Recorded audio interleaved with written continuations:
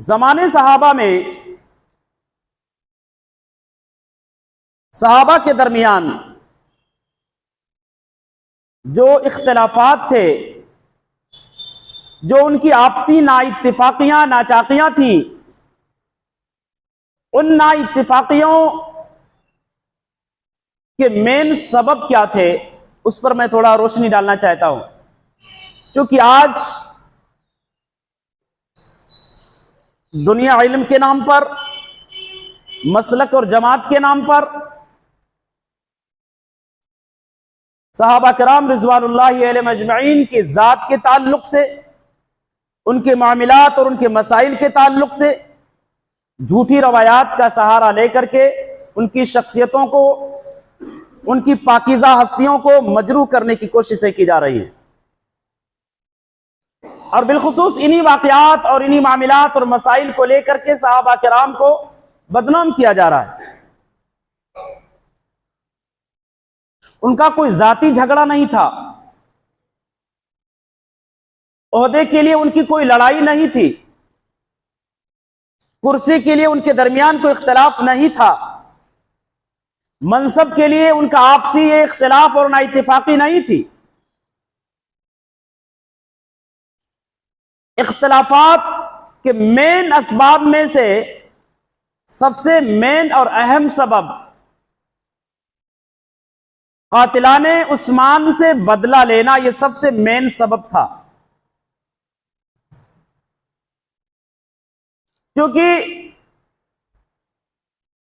अली बिन अबी तालिब रजी अल्लाह ताला अन्हु ने जब ज़मामे खिलाफत को संभाला तो जुबैर बिन अल-अव्वाम, तलहा बिन उबैदुल्लाह, अमीर मुआविया और अम्मा आयशा रजी अल्लाह ताला अन्हुम अजमईन ने उनसे मुतालबा किया कि आप जिन्होंने भी उन्हें मारा है उनसे फौरन बदला लो। और इसी मकसद को लेकर के अम्मा आयशा रजी अल्लाह ताला अन्हा चंद सहाबा को लेकर के मक्का से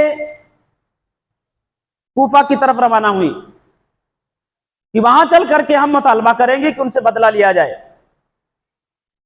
अम्मा आयशा जो निकली थी सरजमीन मक्का से इंतकाम लेने के गरज से, तो ये इख्तिलाफ का मेन सबब इंतकाम लेना था। और अमीर मुआविया जो सरजमीन शाम से निकले थे, इंतकाम की गरज से नहीं निकले थे। हुआ ये कि जब अली बिन अबी तालिब खलीफतुल मुस्लिमीन बने, खलीफा बनने के बाद चंद एक गवर्नर को अली बिन अबी तालिब ने माजूल कर दिया, और उन गवर्नरों को जिन्होंने उस्मान बिन अफ़्फ़ान ने मुतय्यन किया था, उन्हीं में से खालिद बिन सईद रजी अल्लाह ताला भी हैं, उन्हीं में से अमीर मुआविया रजी अल्लाह ताला भी हैं। ये ऐसे गवर्नर हैं जिनको उस्मान बिन अफ़्फ़ान ने गवर्नर बनाया था अपने जमाने खिलाफत में। अली बिन अबी तालिब का जब जमाना आया तो कुछ मसलहतन, हिकमतन उन्होंने चंद एक गवर्नर को उनकी कुर्सी से हटा दिया, ओहदे से माजूल कर दिया। अमीर मुआविया के पास जब माजूल नामा पहुंचा, अमीर मुआविया ने कहा यह माजूली किसके तरफ से मैं मानूं?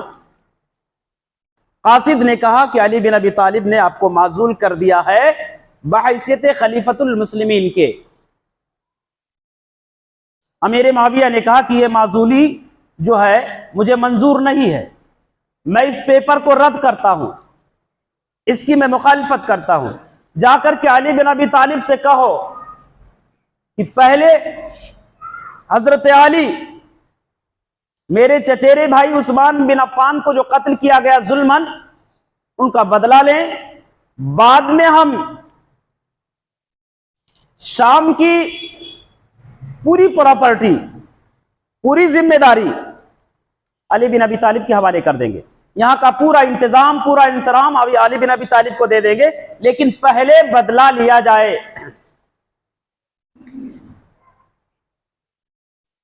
अली बिन अबी तालिब रजी अल्लाह ताला को जब ये पैगाम पहुंचा तो उन्होंने कहा कि अभी हालात दुरुस्त नहीं हैं, खिलाफत कमजोर है, जब तक ये मजबूत नहीं होगी तब तक बदला लेना मुमकिन नहीं है। क्योंकि ये उजड़ किस्म के लोग हैं, ये कूफा के, बसरा के, मिस्र के जितने भी क्रिमिनल और डेंजर्स थे सब एक साथ हो गए हैं। अब इनसे मुकाबला करना, इनसे जो बदला लेना बिल्कुल भी अभी मुनासिब नहीं है। अभी बदले के लिए उठेंगे तो ये चिंगारी, जो इख्तिलाफ की चिंगारी लगी हुई है, जो फितना फैला हुआ है, इस फितने की आग में, इसकी लपेट में पूरी उम्मत जल करके भस्म हो जाएगी। हालात बिल्कुल मुनासिब नहीं। तो इन दोनों लोगों के दरमियान की जो गुफ्तगू है अमीर मुआविया और अली बिन अबी तालिब, ये इस बात का पैगाम देती है कि इंतकाम का मुतालबा था। दोनों लोग इंतकाम के लिए राजी थे, लेकिन पहले हुकूमत को मजबूत किया जाए या इंतकाम लिया जाए, झगड़ा इस पर था। झगड़ा इस पर था। अली बिन अबी तालिब का कहना था बाद में बदला लेंगे, अमीर मुआविया का कहना था अभी बदला ले लो। खिलाफत का झगड़ा नहीं था, मनसब और ओहदे का झगड़ा नहीं था।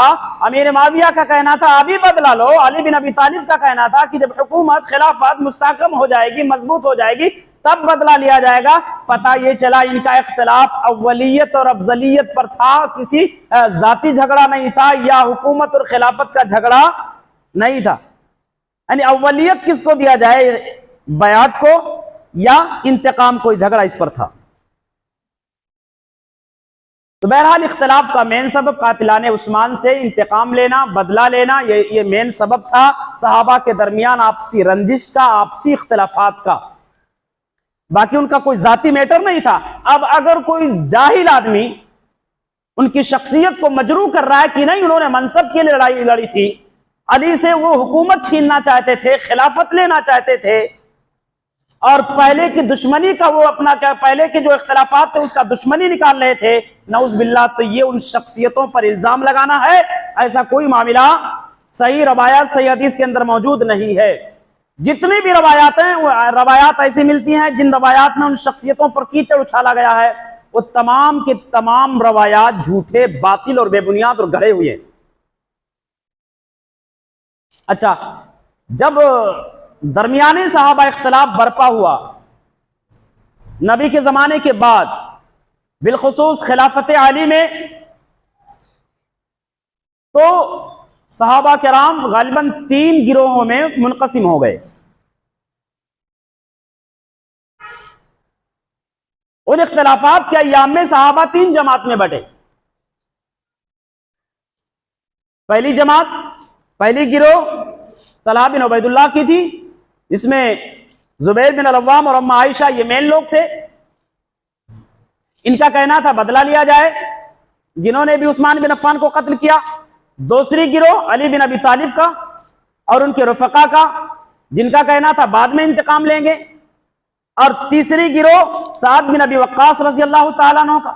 इनके साथ में अब्दुल्लाह इब्न उमर भी थे, अबू हुरैरा भी थे, और मोहम्मद बिन मुस्लिमा, अहनब बिन कैस, और इसी तरीके से उसामा बिन जैद, अबू बकर अस-सक़फ़ी जैसी बड़ी बड़ी शख्सियतें ये एक साथ में मौजूद थी।